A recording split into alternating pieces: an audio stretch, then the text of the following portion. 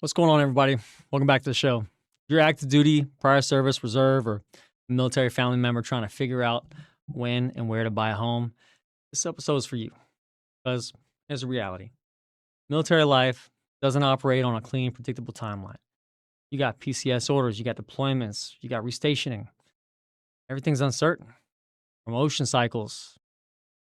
You got transition dates that may or may not even move, and yet you're still trying to build wealth, still trying to buy smart. You're trying to use your benefits correctly. Today, I'm going to go ahead and break down a creative but ethical financing strategies for service members who are not currently stationed where they want to buy.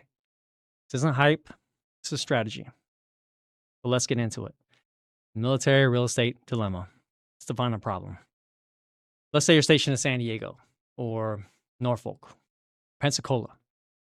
But you know that you eventually want to live or invest in, say, Central Florida or your hometown, wherever that is, or wherever you plan on retire. You might be 6 months from PCS or 12 months from separation, maybe even 3 years from retirement, or unsure entirely. And here's where most people mess up. They wait. They wait for perfect orders. They wait for perfect rates. They wait for perfect clarity. Look, in the Navy, we didn't wait for perfect sea conditions to operate. We just operated with the conditions that we had, and then we built a plan around them. And real estate's no different. So let's get into understanding the VA loan framework. Let's start with the foundation. All right, take the VA home loan. It's the number one, the biggest misunderstanding about VA loans is occupancy. You must intend to occupy the property as your primary residence. You're not buying and renting forever. You're not treating it like a loophole. Look, your intention matters. Typically, occupancy is expected within about 60 days of closing. But here's where things get strategic. Active duty members with PCS orders or documented circumstances may have flexibility, especially if you're restationing soon or if your spouse will occupy the property. You're separating within a defined window. Key is documentation. I'm working with lenders who understand military structure because not all lenders do. Let's go into strategy. Buying before you PCS. Here's a scenario. Let's say you're E6. You're like 8 months out from PCS to Florida, and you want to buy now before rates drop further or prices rise. Trying to avoid competition. Creative but compliant approach. Number one, close a home. 2, document intent to occupy upon PCS. If timing overlaps, coordinate occupancy based on your orders. If your spouse moves ahead of you, that satisfies occupancy. Now, if your PCS date is within a reasonable window, that can work. This requires discipline. You're not gaming a system. You're not misrepresenting intent. This is strategic timing.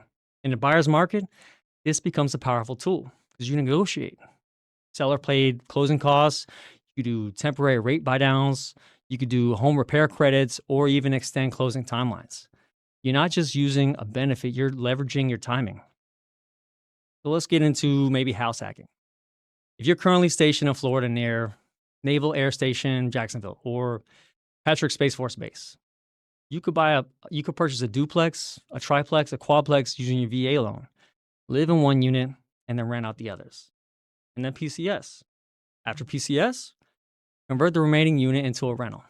Now your temporary assignment just became a long-term income producing asset.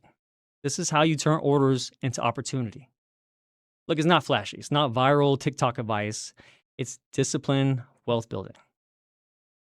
Here's another strategy for you. Buying before transitioning out. If you're like 6 to 12 months from your ETS or retirement, you may qualify using your current military income, your projected civilian employment with an offer letter, or even your retirement income if that's applicable.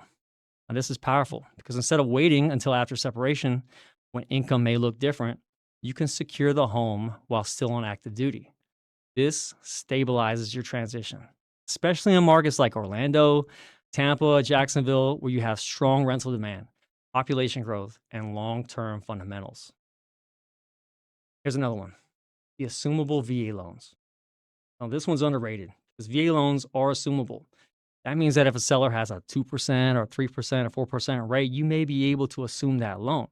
In a fluctuating rate environment, that's incredible. You step into their rate, you negotiate the equity difference, you potentially secure a better long term cash flow. Most agents don't even understand this. They don't, and most buyers don't even ask, but I think you should. All right, here's another strategy for you: when to use DSCR instead. If you already own a primary residence and you want to invest where you're not stationed, a DSCR loan may make sense. It stands for debt service coverage ratio. That qualifies based on your rental income, not your personal DTI. It's not a VA product. It's not zero down, but it is strategic, especially for dual income military families, officers nearing retirement, or members building a long-term portfolio, or maybe service members trying to look out for their family in other states. Just remember, if you're active duty, make sure you have your systems and contingencies in place before going through with this one. Here's what you should never do. Let me be clear about something.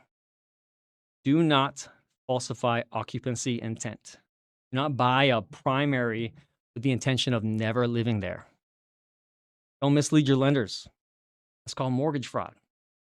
Look, creative is strategic. Fraud is illegal, and we operate with integrity. Always. A military life rarely gives you perfect clarity, but clarity is not required for strategy.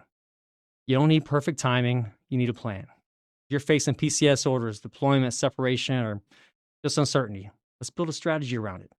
Because wealth in real estate is not built by reacting, it's built by planning. And if you're going to use your benefits, use them intelligently. If this episode brought value, share it with another service member who maybe they need to hear it. And if you want to build a personalized plan for your situation, reach out. We'll map it out for you strategically, legally, and with long-term discipline in mind. I'll see you in the next one.